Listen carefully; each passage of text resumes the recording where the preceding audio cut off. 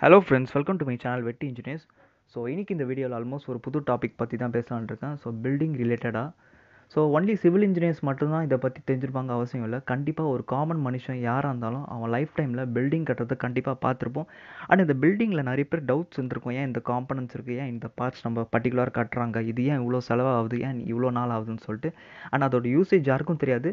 And தெரியாதவங்க just அதை மட்டும் பார்த்துட்டு அவங்க பாட்டு போயிடுவாங்க.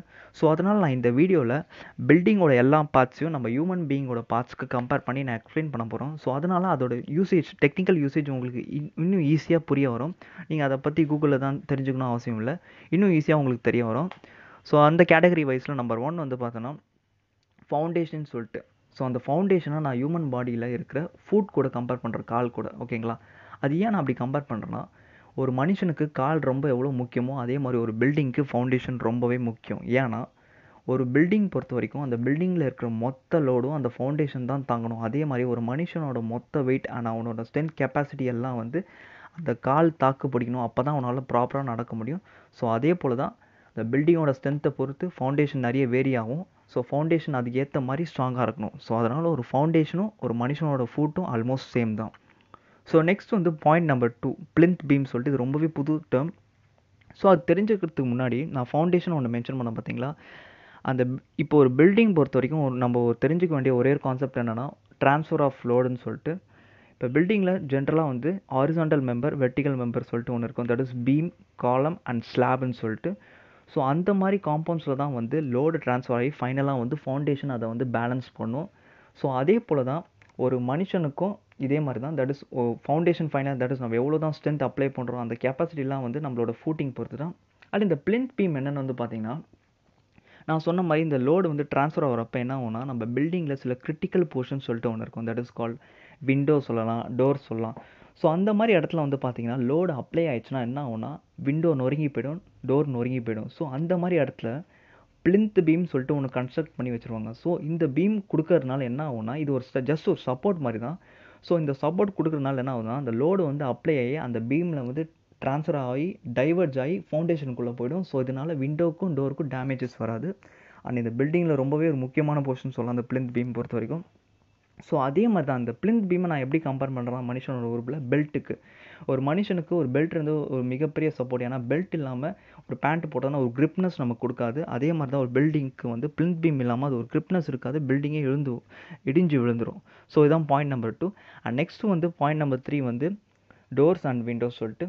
ஸோ நான் டோரை வந்து மவுத் கூட கம்பேர் பண்ணுறேன் அண்ட் விண்டோவை வந்து நோஸ் கூட கம்பேர் பண்ணுறேன். டோரை ஏன் மவுத் கூட கம்பேர் பண்ணுறேன்னா, ஸோ நம்ம மவுத் வந்து பேசுறதுக்கு வந்து தேவைப்படுது, தட் இஸ் பேசணும் அண்ட் பேசாமல் இருக்கிறதுக்கு. அதே மாதிரி தான் டோர் ஓப்பன் அண்ட் க்ளோஸ் பர்பஸ்க்கு யூஸ் ஆகுது. ஸோ அதனால தான் அதை கம்பேர் பண்ணுறேன். அண்ட் விண்டோவை ஏன் நோஸ் கூட கம்பேர் பண்ணுறோன்னா, விண்டோ வந்து எதுக்கு நம்ம வச்சுருக்கோம், வென்டிலேஷன் பர்பஸ்க்காக தான். அதே மாதிரி தான் நோஸும் நமக்கு மூச்சு விடுறதுக்கு அண்ட் மூச்சு விடாமல் இருக்கிறதுக்கு and that is carbon dioxide and oxygen ட்ரான்ஸ்ஃபர்மேஷனுக்காக நமக்கு தேவைப்படுது. தட் இஸ் அதே தான். ஸோ அதனால தான் வந்து நோஸை வந்து நான் விண்டோ கூட கம்பேர் பண்ணுறேன். அண்ட் நெக்ஸ்ட் வந்து ரொம்ப முக்கியமான நம்பர் 4 வந்து கார்னர்ஸ். ஒரு பில்டிங்கில் இருக்கிற கார்னர்ஸ் தான் வந்து அந்த பில்டிங் பக்காவான பில்டிங்காக சொல்லிட்டு டிசைட் பண்ணும். நீங்கள் உங்கள் வீட்லேயே நீங்கள் நோட்டீஸ் பண்ணி பார்த்துருக்கலாம், கார்னர்ஸ்லாம் வந்து ரொம்பவே ஷார்ப்பாக இருக்கும். ஸோ அதனால் அந்த கார்னர்ஸை வந்து நான் நெயில்ஸ் கூட கம்பேர் பண்ண விரும்புகிறேன். ஸோ கார்னர் ஸ்ட்ராங்காக இருந்தால் தான், தட் இஸ் ஷார்ப்பாக இருந்தால் தான் வந்து பில்டிங் வந்து ஒரு ஏஸ்தட்டிக்கல் அப்பியரன்ஸ், பக்காவான அப்பியரன்ஸ் கொடுக்கும். ஸோ அதனால் கார்னர்ஸ் வந்து நெயில்ஸ் கூட கம்பேர் பண்ண விரும்புகிறேன். அண்ட் நெக்ஸ்ட் நம்பர் 5 வந்து ரொம்ப முக்கியமான விஷயம். ஜென்ரலாக ஒரு பில்டிங் கட்டுறதுக்கு தேவையான மெட்டீரியல்ஸ் வந்து பார்த்திங்கன்னா சிம்பிள், தட் இஸ் கான்க்ரீட் ஒன்று சொல்லுவோம், வாட்டர் ரொம்ப முக்கியம், அண்ட் நெக்ஸ்ட் வந்து ஸ்டீல். ஸோ இந்த மூணுத்தையும் நான் எது கூட மனுஷ உறுப்பில் கம்பேர் பண்ண விரும்புகிறேன்னா, கான்க்ரீட்ன்றது நம்ம உடம்புல இருக்கிற ஃப்ளஷ் அண்ட் ஸ்டீல்ன்றது bone and blood, that is வாட்டர்ன்றது பிளட்.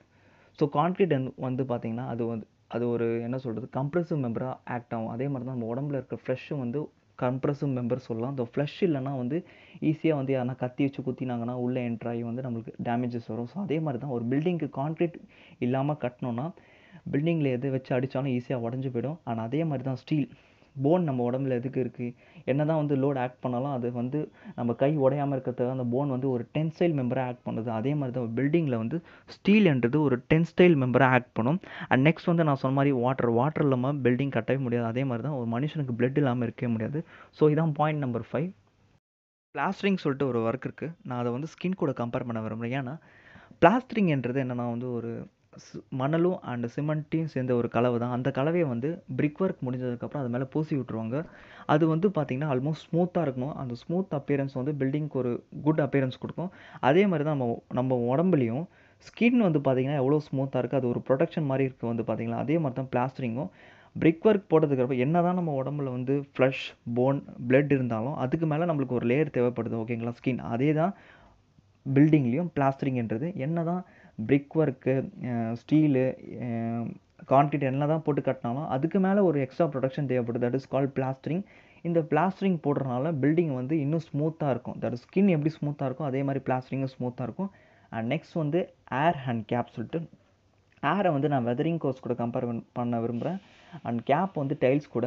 ஸோ இந்த வெதரிங் கோர்ஸ் தான் என்னென்னு வந்து பார்க்குறீங்களா, இது வந்து ரூஃபில் வந்து டாப்பில் யூஸ் பண்ணுற ஒரு லேயர் கூட சொல்லலாம், ஒரு கோர்ஸ் மெட்டீரியல் கூட சொல்லலாம். இது எதுக்கு யூஸ் பண்ணுறோம்னா, ஜென்ரலாக வந்து டேரெக்டாக சன்லைட் வந்து ஒரு லேயரில் வந்து படுதுன்னா என்ன ஆகும்னா, அந்த சன்லைட் மூலிமா ஹீட் அப்சார்ப்ஷன் நிறைய இருக்கும். நம்மளால் அந்த இடத்துல அந்த சர்ஃபேஸ் ரொம்பவே ஹீட் ஆகிடும். ஆனால் அதுவும் மட்டும் இல்லாமல் தண்ணி அந்த இடத்துல பட்டால் தண்ணி லீக்கேஜ் ஆகும். ஸோ இதெல்லாம் நடக்காமல் இருக்கிறதுக்காக தான் வந்து வெதரிங் கோர்ஸ் சொல்லிட்டு ஒரு லேயர் வந்து நம்ம பில்டிங்கில் யூஸ் பண்ணுறோம். அதே மாதிரி தான் ஒரு மனுஷனுக்கும் முடின்றது ரொம்பவே முக்கியம். அந்த முடி இல்லைனா வந்து அவனுக்கு வந்து பொடுகு அண்ட் பெயின் போன்ற ப்ராப்ளம்லாம் அவனுக்கு வர ஆரம்பிச்சிடும். ஸோ அதே மாதிரி தான் ஒரு பில்டிங்க்கும் வெதரிங் கோர்ஸ்லாம் சர்டன் ப்ராப்ளம்ஸ் இருக்குது.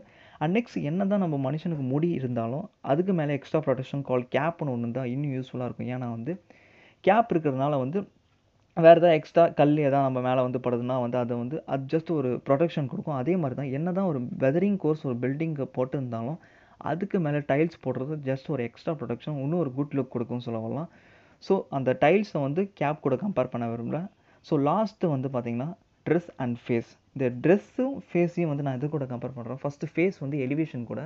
ஒரு பில்டிங்க்கு ரொம்ப முக்கியமான ஒரு விஷயம் வந்து எலிவேஷன் தான். எலிவேஷன்ன்றது ஒரு ஃப்ரண்ட் வியூ சொல்லலாம். எப்படி நம்ம மனுஷனுக்கு face is index of the mind சொல்கிறோம், அதே மாதிரி தான் ஒரு எலிவேஷன் தான் வந்து ஒரு பில்டிங்கான ஃப்ரண்ட் வியூ. அண்ட் அதுதான் வந்து ஒரு குட் அப்பியரன்ஸ் அண்ட் எஸ்தட்டிக்கல் அப்பியரன்ஸ் வந்து ஒரு பில்டிங் கொடுக்கும். பார்க்குறவங்களுக்கு ஒரு பக்கா லுக் கொடுக்கும்.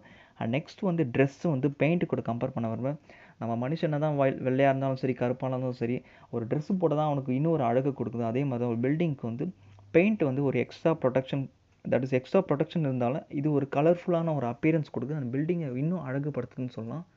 ஸோ இதில் வந்து சர்டன் இம்பார்ட்டன்ஸான ஒரு காம்பனன்ட்ஸ் பில்டிங்ஸில் இருக்குது. அண்ட் இதை வந்து நான் ஹியூமன் பாடி கூட கம்பேர் பண்ணிருக்கேன். இது ரொம்பவே யூஸ்ஃபுல்லாக இருந்திருக்கும்னு நினைக்கிறேன். நிறைய பேருக்கு புரிஞ்சிருக்கும். அண்ட் மேக்ஸிமம் எல்லாருக்கும் ஷேர் பண்ணுங்கள், யூஸ்ஃபுல்லாக இருக்கும். Thank you friends.